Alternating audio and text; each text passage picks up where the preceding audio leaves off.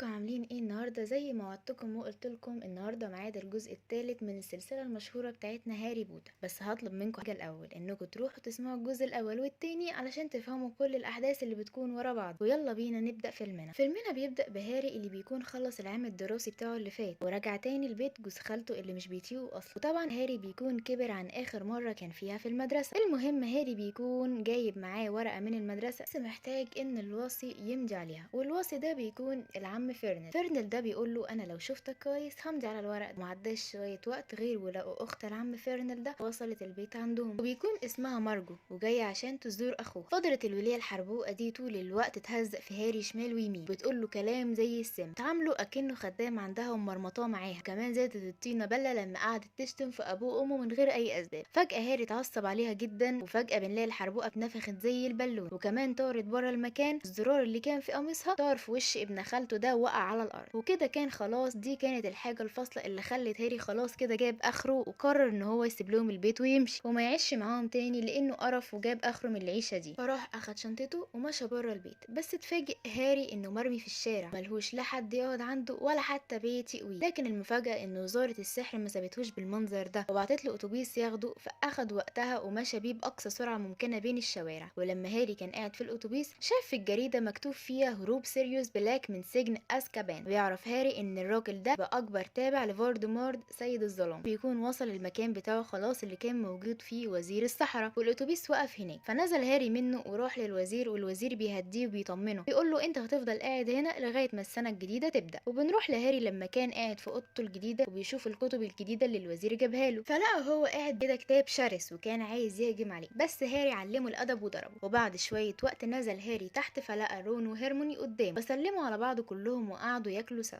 وبعدها بياخدوا ارثر ويزلي ابو رون على جنب وبيحذروا ويقول له خد بالك يا هاري عشان في واحد خطير جدا كان من الاتباع الكبار لفولدمورت وهو حاليا هرب من السجن، وهو هيحاول يوصل لك باي طريقه ايا كانت علشان انت تعتبر العقبه الوحيده اللي واقفه في وشه عشان يخلي سيده فولدمورت يرجع للحياه من تاني. وبيروح يركب القطر بعدها وبيروحوا لهوجرتس عشان القطر ساعتها بيكون مليان على عينه. فبيقعدوا كلهم في اوضه، والاوضه دي كان موجود فيها بروفيسور جديد كان هو برضه رايح علشان يدرس في المدرسه، بيكون اسمه ريموس لوبن. بيقوم هاري يقفل باب الاوضه، بس فجاه القطر بيقف وبيضلم كله، المكان كله بيكون متلج زي الفريزر بالظبط. ودي بتكون اول مره في تاريخ القطر انه يحصل حاجه زي دي. وفجاه بتظهر اشباح اسمها ادمنتور وبدات تسحب في روح هاري، فبيمنعها البروفيسور الجديد وبيبعدهم عنه. وبعد فتره لما هاري صحي من كل اللي حصل له ده سلم على البروفيسور وبدا يتعرف عليه، وكمان عرف منه ان الاشباح دي كانت موجوده هنا عشان يشوفوا سيريوس بلاك هنا ولا لا، ولكن هم احيانا ما بيعرفوش يفرقوا ما بين الاشخاص معظم الوقت، وعشان كده كانوا هيموتوه. بعد كده بيوصلوا المدرسه وبيكونوا كلهم موجودين في قاعه المدرسه، وساعتها البروفيسور ديمبلدور بيعرفهم على الاستاذ الجديد ريموس لوبن، وهو اللي هيكون مسؤول انه يعلمكم اساليب الدفاع ضد السحر الاسود. وكمان هاجريد هيكون مسؤول عن تدريس ماده الحيوانات. وكمان بيقول لهم ما يخافوش من اشباح الادمنتور، هتحرس المدرسه عشان لو فكر سيريوس بلاك يجي هنا هيمسكوه على طول. بس انا هطلب منكم طلب، وهو انكم ما تجوش ناحيتهم خالص. فكلهم سمعوا كلام ديمبلدور وطلعوا عشان يناموا علشان يبداوا اول يوم بكره. وبنيجي لتاني يوم وبيروح الكل على حصه هاجريد، وياخدهم هاجريد على الغابه علشان يوريهم حيوان شبه الحصان بس بيطير، والحيوان ده بيكون اسمه باك بيك.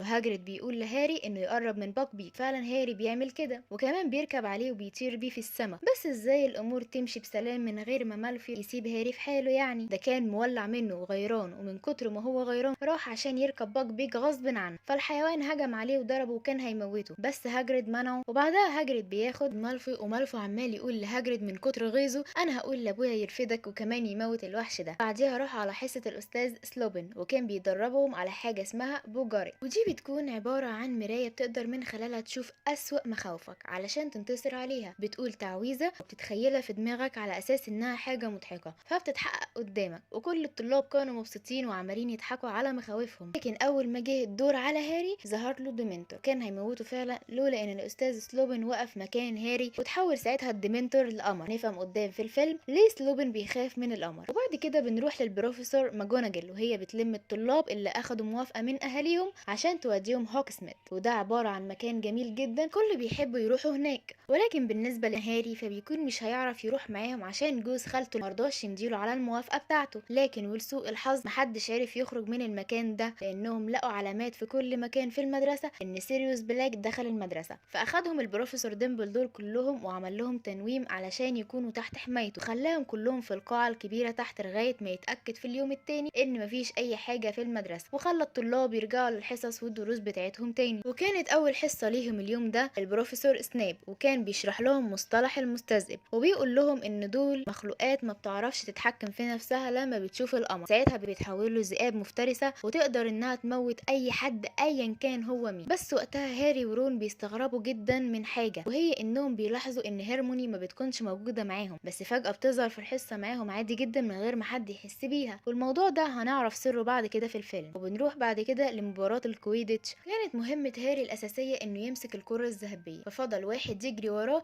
لغاية ما طلع هاري فوق السحاب عند وحوش الديمنتور من غير ما يقص، فبدأوا ياخدوا روحه، فراح واقع من على المكنسة السحرية بتاعته، بس لحسن الحظ ديمبلدور لحقه قبل ما يقع ويموت، واخد وداه للمستشفى. ولما صحى هاري لقى المكنسة بتاعته اتكسرت ل100 حتة ومش هيعرف يصلحها تاني، ففضل هاري قاعد في المستشفى لغاية ما يخف ويتحسن. وبعد كده بيروح للأستاذ سلوبن وبيقول له هاري انه عايزه يعلمه التعويذة اللي يعرف يبعد بيها وحوش الديمنتور، فبيقول له سلوبن انه هيعلمه بس مش دلوقتي. وتاني يوم بيكون هاري عايز يروح معاهم هوكسميد وما بترضاش ماجوناجل تاخده معاها، بيلبس العباية الإخفاء بتاعته وبيروح معاهم. فبيلاحظ جورج وفريد اخوات رون ان في اثار رجلين ماشية في التلج، فبيمسكوا كده هاري على جنب بيقولوا له كده انت هتتكشف يا باشا لانك مش عارف الطرق كويس جدا، فخد الخريطة دي عشان تعرف الطرق كويس وتعرف كل واحد فين مكانه بالظبط. وبياخدها ويمشي وبيروح بعدها هوكسميد وبيقابل صحابه هناك وبيفضل قاعد معاهم طول اليوم. وهو واقف معاهم فجأة بيلاقي البروفيسور ماجوناجل واقفة مع الوزير، كمان داخلين لبيت واحدة اسمها روزميرتا، فأخد هاري العباية السحرية بتاعته ولبسها وراح وراهم. فبيسمعهم هاري ساعتها وهم بيتكلموا عنه. كانت ماجوناجل ساعتها بتقول لروزميرتا قصة سيريوس بلاك، فبتقول لها ماجوناجل ان سيريوس بلاك كان صاحب ابو هاري وامه برضه، ولكن غدر بيهم وبيبيعهم لفالدمورت وموتهم فولدمورت ساعتها، وصاحبهم الراجع ببتدجو كان هيلحقهم، بس سيريوس بلاك ما سابهوش في حاله وخلى حياته اسود من شعر راسه، والناس كلها بتقول انه مات. بس الحاجه اللي ما يعرفهاش هاري واللي بتكون ان سيريوس بلاك بيكون الاب الروحي لهاري. خرج هاري من هناك وقعد على جنبه وقعد يعيط وقعد يستحلف لسيريوس بلاك انه هيموته، وراح بعد كده للاستاذ سلوبن عشان يبدا يدربه ازاي يبعد عنه وحوش الادمنتور. بعد كام تجربه ومحاوله عرف هاري يتعلم التعويذه كويس جدا واتقنها. وبالليل بيبص هاري على الخريطه اللي اداها له جورج وفريد، فاتفاجئ ان في واحد اسمه بيتر بتجرو ماشي في المدرسه، فاستغرب هاري واتفاجئ لانه سمع ماجوناجل وهي بتقول انه مات. فراح هاري قام وراه، فهو ماشي يقفشه سناب وكان هياخد منه الخريطه بتاعته، لكن لحق سلوبن وراح اخد هاري معاه ومشى بيه على مكتبه، وكان زعلان من هاري انه معاه خريطه زي دي وماشي بيها عادي كده. اتاسف له هاري وبيقول له انا كنت ماشي ورا واحد كنت مفكره ان هو مات وهو بيتر بتجرو. بيتصدم سلوبن لان هو كمان كان مفكره ميت. وبعد كده هاري خرج من عنده ومشى.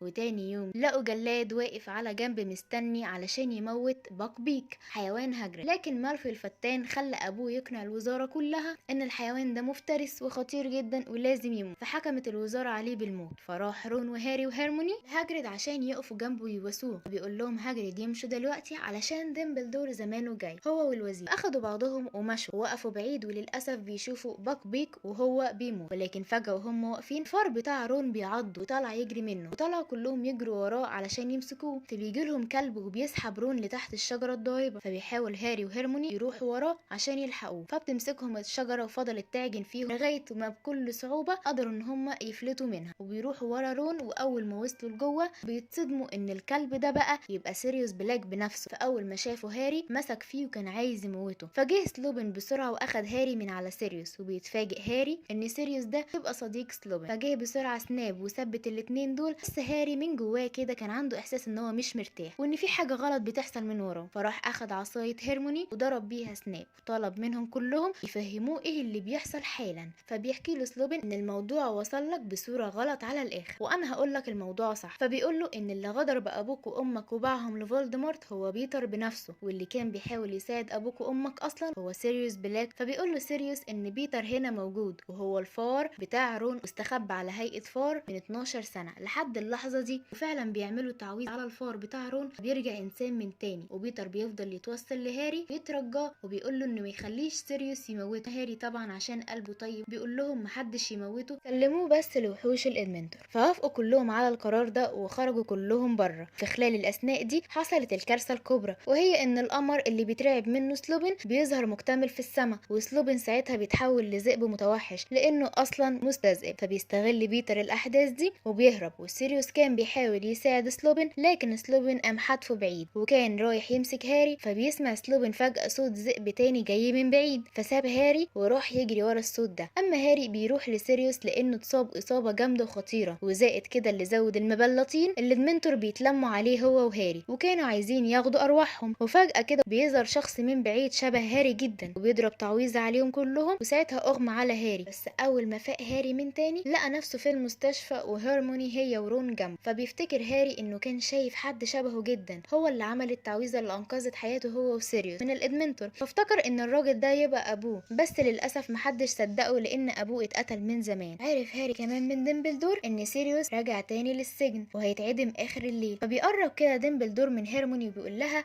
انت تقدري تنقذيه لو استخدمتي 3 لفات بس. فبعد ما ديمبلدور مشى راحت طلعت هارموني ساعة ولبستها في رقبتها هي وهاري ولفتها 3 لفات ورجعت بيها للزمن لورا، ومعرفوش ياخدوا رون معاهم لأنه كان رجله متصاب، فرجعوا لليوم اللي قبل ما يتعدم فيه باك بيك. فشرحت هارموني لهاري ان الساعة دي خليك تقدر ترجع بالزمن لورا، وديمبلدور كان عارف ان الساعة دي معايا عشان كده قال لي ارجع بيها 3 لفات عشان ننقذ سيريوس بلاك، وانا بصراحة استخدمتها كذا مرة قبل كده عشان احضر كل الحصص بتاعتي من غير ما اتأخر. فاخدت هارموني هاري وراح حرروا باك بيك اول حاجة بعد ما الوزير كان وصل عند هاجريد وشاف باك بيك مربوط وقاعد بره عادي جدا. لما طلع تاني مرة عشان ينفذ حكم الاعدام فما لقاش باك بيك فاتلغى حكم الاعدام. وبعد كده اخدت هارموني هاري وراح للوقت اللي اتحول فيه سلوبين لذئب، ولما شافت هارموني سلوبين كان هيموت هاري هي اللي عملت بسرعة صوت الذئب اللي كان جاي من بعيد وانقذت هاري منه. فساعتها سلوبين ساب هاري وراح ورا الصوت ده، فجرى سلوبين وراهم هما الاتنين لحد ما بيجي باك بيك وبينقذهم منه. وساعتها هاري اخد هارموني عند المكان اللي كان سيريوس وهاري والادمنتور موجودين فيه عشان يثبت لها ان ابوه هو اللي انقذه. وهاري كان مستني يشوف مين اللي هيجي وينقذه، لكن لما بيشوف الوقت طول كده بيعرف فعلا انه ابوه ميت من زمان وان هو اللي انقذهم ساعتها وقال التعويذه عشان ينقذ نفسه وينقذ سيريوس معاه من الوحوش دي. وبعد ما كل ده خلص اخدوا باك بيك وراحوا بيه على السجن اللي سيريوس موجود فيه وهربوه منه واخدوه ورجعوا بيه على المدرسه. ولما وصلوا هناك بيقول سيريوس لهاري انه نفسه يعيش معاه هو وهاري في بيت واحد ومع بعض، بس الفتره اللي جايه هتكون صعبه عليه جدا عشان الوزاره هتبقى بتدور عليه وعشان كمان هو هيبقى بيهرب منهم. لكن بيقول له سيريوس ان في اقرب وقت يا هاري هنتجمع سوا، وراح اخد باك بيك وهربوا هما الاتنين من هناك. وبعدها بيرجع هاري وهيرموني للمستشفى عند رون عشان يطمنوا عليه. وتاني يوم بيلاقي هاري سلوبين بيلم حاجاته علشان يمشي من المدرسه نهائي لانه قدم استقالته لان معامله الناس ونظرتهم ليه اتغيرت بعد ما عرفوا انه هو مستذئب. فبيودع هاري وبيديله الخريطه بتاعته اللي اخدها منه قبل كده وسابه ومشى. وفي اخر اليوم بيروح هاري القاعه لاصحابه فبيلاقي هاري ان في حد بعتله مكنسه سحريه جديده غير اللي اتكسرت قبل كده، كمان بيبقى معاها ريشه فبيجربها هاري وكان مبسوط وطاير من الفرحه وهو وسط اصحابه وكلهم مبسوطين. ومن هنا اقدر اقول لكم الجزء بتاعنا خلص لحد كده. لو حبيتوا الجزء ده